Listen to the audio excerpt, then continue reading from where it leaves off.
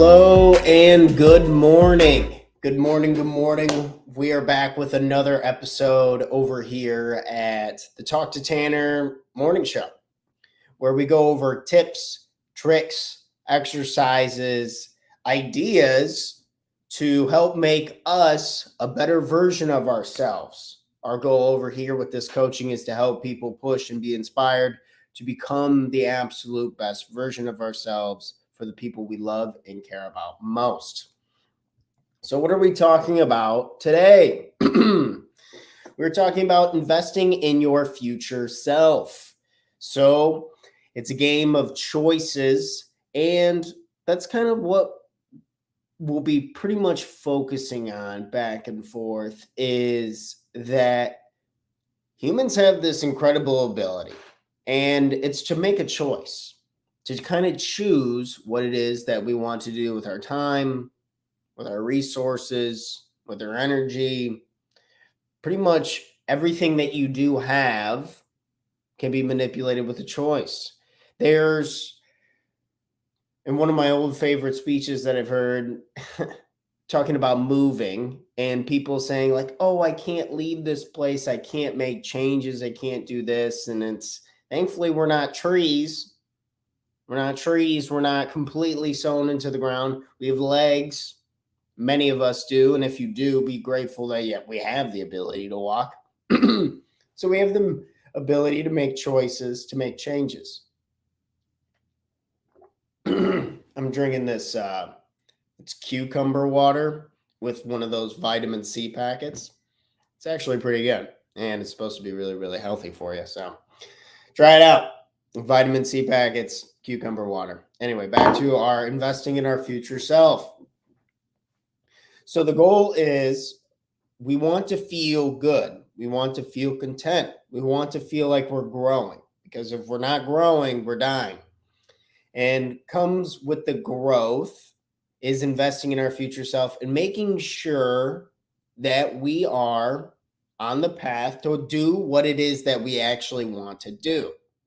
So what's a great example of that? How can we do that? Well, usually it's good to start out with a list of values to figure out what it is that you value, whether it's faith, structure, adventure, health. Asking yourself, what do you value? And then asking yourself, what do you want? Do you want another house? Do you want a car? Do you want better relationships? Do you want a job that you actually give a shit about? What it is that you want. So creating something along this idea of our future self. What does our life look like? Who are the people around us? And then now we get offered the power of choice. So once we know what it is, what we want, something in the future that I hope to obtain, something that I want, such as I want a second house in Florida and in Colorado. That's part of my dream. And there's a dollar cost to that, an exact one. And I'm going to need 220 grand exactly for the type of houses that I want. Well, today it's going to go up. Real estate prices have done nothing but go up over the years. So to this day, that's where it's at for my own goals. That's what I want. And now I have to make choices. I have to make choices and investments in today to get what it is that I want in tomorrow. And we turned about, it's one of the tougher things to manage and handle is sacrificing and working hard today for the benefit of tomorrow. And when we do that, a lot of people would say, oh, Tanner, I don't want to miss out on today because of working on for something tomorrow. I don't want to just work the rest of my life and not enjoy anything. So that's the tough part about planning. And that's one of the biggest things with work-life balance is, you're not going to be really good at it right off the bat. A lot of entrepreneurs literally work themselves to death until they quit, or vice versa. People hate their job so much they can't muster up any motivation to go work on something independently for themselves so they can maybe have some freedom in the future. It's a balancing act. The Buddha was right. The middle way is usually the better way. So figuring out how can you bring enough value to the marketplace, value, focusing on that for the people to match what it is that you do want. Because in the game of choice, we can either have a Hershey bar or an apple. Get this banner up. You can either have a Hershey bar or you can have an apple. And so, what I'm asking you to do today is to look at your choices that you're making in alignment with your future, the future that you do want. And then I want you to see, am I working and am I getting closer to what it is that I want? Am I picking the apple, such as going to work out, such as writing out a plan with my literal goals on it? That's the first step. I mean, you got to write out your goals. You got to have them in front of you. You got to have them in the bathroom, in your car, in your office, everywhere to be checking in up on them. So asking yourself, can I make the choice to have the apple of the day? The apple meaning the good choice that's going to get you closer to what it is that you want farther down. And can we live in the moment enough to enjoy what it is we actually have going on right here along the way? That's the key to happiness, right? Or something along those lines. When you don't, the only thing you need is when you don't need anything. Tricky. Hard to do. Because we're striving towards something we want, but right now we got to live here in the present moment. It's kind of back and forth. But making those decisions to pick the apple and not the Hershey bar today. So when you go to eat lunch, maybe we eat something healthy. Or maybe after work, we stop by the gym. Or maybe we pick up that book that we've been wanting to read.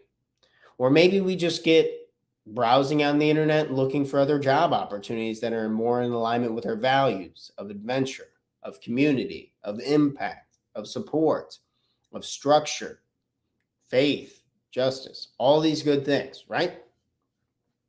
So asking yourself, am I making the choices to invest in my future self by picking the apple over the Hershey bar?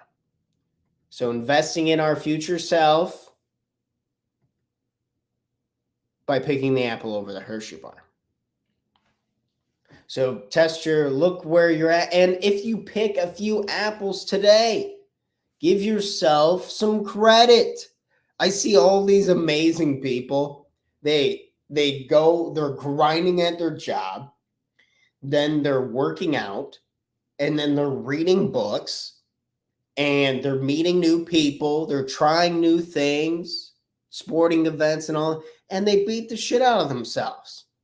So understand what it is, try to get a clear, and usually the fault with that is these people just don't know what they want specifically. In my case that I've seen, when people who are really hardworking and they're very talented, very skilled, usually they just don't give themselves enough credit. And just understand this is a long-term game. Life goes very fast, but it also goes slow, and things take time as well. Again, one of those weird paradoxes where we fly by time.